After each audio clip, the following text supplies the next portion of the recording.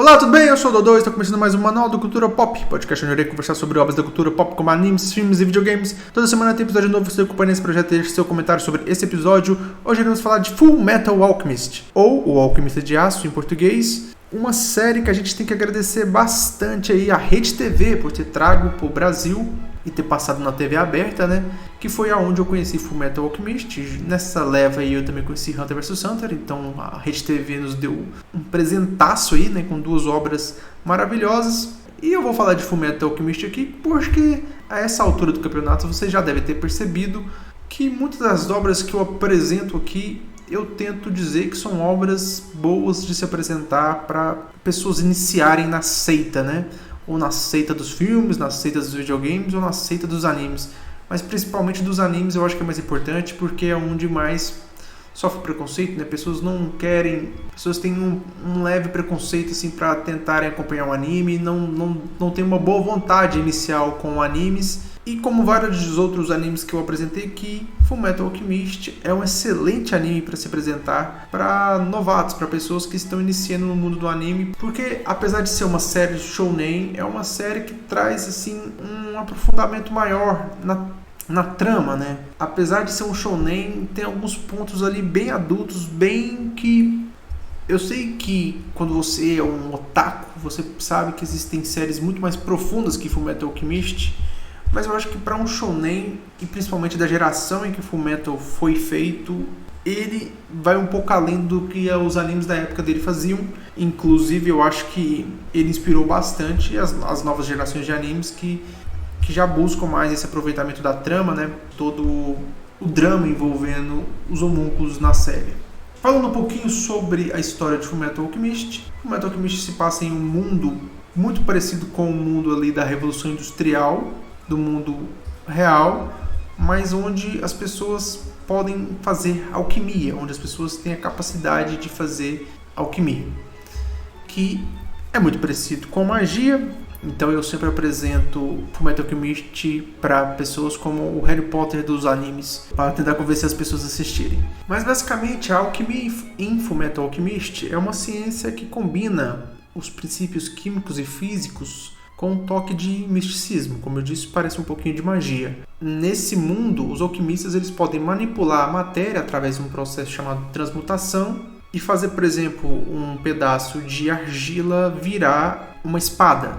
Como você pode fazer com a alquimia, fazer esse tipo de mudança, esse tipo de transmutação. E desde o princípio eles apresentam para a gente o conceito da troca equivalente, que estabelece que para você criar algo é necessário que você sacrifique algo de valor equivalente. Como eu disse, para fazer uma espada de argila você vai precisar só de argila, mas para fazer coisas mais elaboradas você vai precisar dos elementos. Então, por exemplo, sei lá, para fazer um alquimista poderia, por exemplo, fazer água, mas aí ele teria que pôr lá o hidrogênio, o oxigênio, todos os elementos para poder gerar a água. Então isso significa, então dá esse conceito original para o mundo que os alquimistas eles não podem simplesmente criar matéria do nada, eles precisam usar algum material existente para criar outro. E por isso existe a lei da troca equivalente. E aí existem alguns tabus muito importantes no mundo da alquimia, que é, por exemplo, a transmutação humana.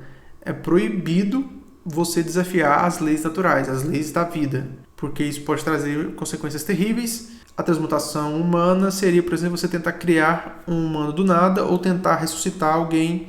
E desse princípio, desse tabu da transmutação humana é que surge a série. A série tem como personagens principais dois irmãos, o Edward Elric e o Alphonse Elric. E os dois vivem numa cidadezinha pequenininha, muito felizes com a mãe deles. Mas a mãe deles adoece e morre, e aí eles ficam muito tristes e eles tentam ressuscitar a mãe. Eles tentam fazer uma transmutação humana para trazer a mãe de volta à vida. E quando eles tentam fazer isso, eles descobrem por que a transmutação humana é um tabu.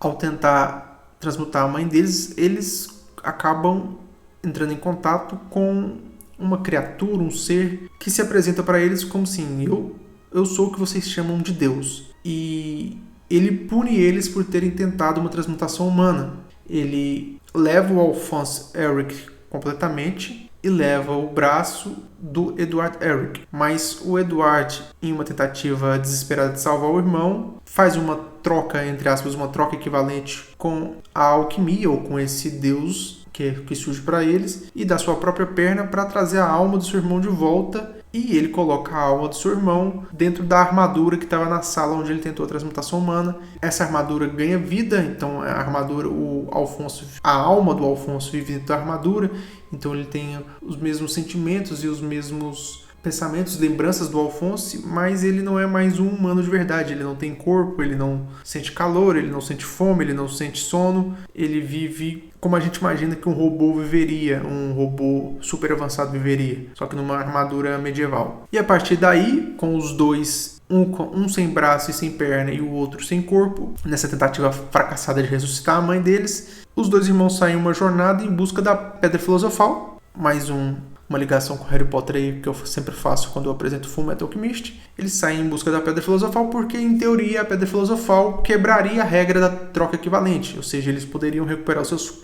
corpos sem precisar dar nada em troca. A Pedra Filosofal quebraria a lei da troca equivalente. E a partir daí, a gente entra numa trama assim, muito bem desenvolvida, em que muitos segredos, muitas analogias ao nosso mundo real. Inclusive, eles vivem um mundo que lembra muito a ideia da Alemanha nazista ou do fascismo, dessa coisa de eugenia, e tem um super vilão por trás de tudo, que comanda tudo. E quanto mais os episódios passam, mais essa história se desenvolve, e os personagens secundários da série também são excelentes, né? Então você tem um mangá completo em Fullmetal Alchemist, um excelente shounen, que nos traz os dois personagens principais são muito carismáticos e muito interessantes. Os personagens secundários também ótimos, o vilão também ótimo. É, como eu disse, como eu sempre tento fazer com o meu podcast, um excelente anime para se apresentar para quem não está acostumado com anime. É uma excelente porta de entrada para animes. E eu queria fazer aqui um agradecimento à Rede TV, porque a gente foi apresentado a esse anime em uma época ali que não era difícil ter acesso a novas obras, né? Hoje a gente entra na internet e tem lá sites falando dos novos animes da temporada. Você tem a Crunchyroll, que tem uma biblioteca de animes incrível. Mas naquela época da Rede TV, a gente descobria as coisas meio que por acaso, né? A gente descobria animes e se apaixonava por eles na pura sorte, né? Porque, pelo menos eu, que sou de uma cidade pequena de Minas Gerais, nunca tinha ouvido falar de Fullmetal Alchemist, nem de Hunter vs Hunter. Eu lembro também que na Bandeirantes passou uma época o Cavaleiros do Zodíaco e depois passava Tenshimuyo, que é também outro anime muito bom, né? E o Fullmetal Alchemist sempre vai me trazer essa sensação de descoberta, né? De você, deixa eu dar uma olhadinha nisso aqui, o que tá passando aqui, deixa eu acompanhar e ver o que tá acontecendo. E aí você descobre uma série maravilhosa, uma série que eu assisti assim em várias épocas, porque além dela ser excelente, ela é bem curtinha, tem 64 episódios. Vale ressaltar aqui que Fullmetal Alchemist tem duas versões. Tem a versão de 2003, que é a primeira versão, e aí aconteceu um problema muito comum com animes, que a primeira versão ela seguia certinho o mangá. Mas aí chegou um momento em que o anime alcançou os capítulos do mangá, e aí eles tinham 3 opções: pausar o anime, coisa que eles não fariam para não perder dinheiro, fazer fillers, igual Naruto, igual One Piece fazem, ou criar uma história nova. E foi isso que os produtores fizeram, eles criaram uma história nova. Então tem o Fullmetal Alchemist, tem duas versões, o Fullmetal Alchemist de 2003 e o Fullmetal Alchemist Brotherhood de 2009. O Fullmetal Alchemist Brotherhood segue fielmente a obra original, não tão fielmente assim, porque eles cortam bastante coisa, porque meio que eles já esperam que você saiba, porque você assistiu o primeiro anime. Eu acho bem estranho, eu acho bem ruim isso, eu acho que ele deveria ter colocado todo o material do mangá, mas eles dão uma cortadinha boa, pelo menos ali no início da história. E o mais curioso de tudo isso é que as duas histórias são ótimas. A história original que os produtores criaram é excelente, a história que eles desenvolveram ali a partir do nada. Eu sei que quando você fala com fãs de Fullmetal Alchemist, eles costumam rejeitar a versão de 2003 e só elogiar a versão de 2009, o Brotherhood, mas isso é mais do que aquela coisa Isso é mais aquela sensação de que se seguiu a obra original é porque é melhor. As duas versões são ótimas. Eu aconselho você assistir o Brotherhood primeiro, que é a versão original, né, a linha temporal verdadeira, e depois assistir o de 2003, e você vai curtir também uma história excelente e diferente, que você poderia imaginar, olha o que a a autora do mangá poderia ter feito, como teria sido se ela tivesse ido para esse caminho, o que ela teria feito, o que ela teria desenvolvido.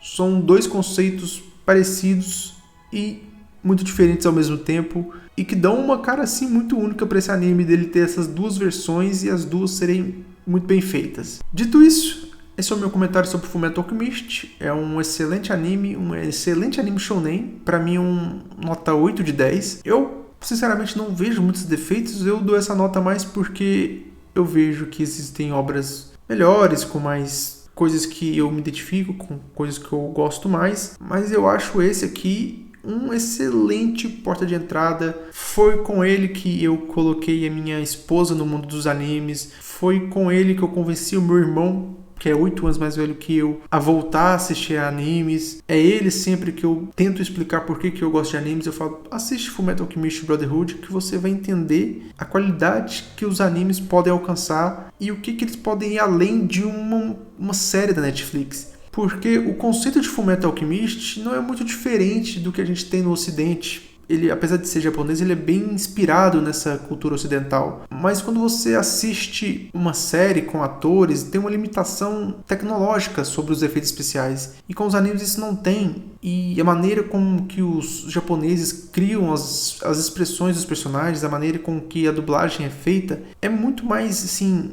impressionante, mais impactante que uma animação ocidental, uma animação da Disney. É por isso que qualquer otaku que estiver escutando esse episódio, se vocês quiserem tentar colocar mais uma pessoa na seita dos animes, Fullmetal Alchemist é uma excelente escolha para ser a porta de entrada no mundo dos animes. Por hoje é só, pessoal. Eu fico por aqui. God bless e good night.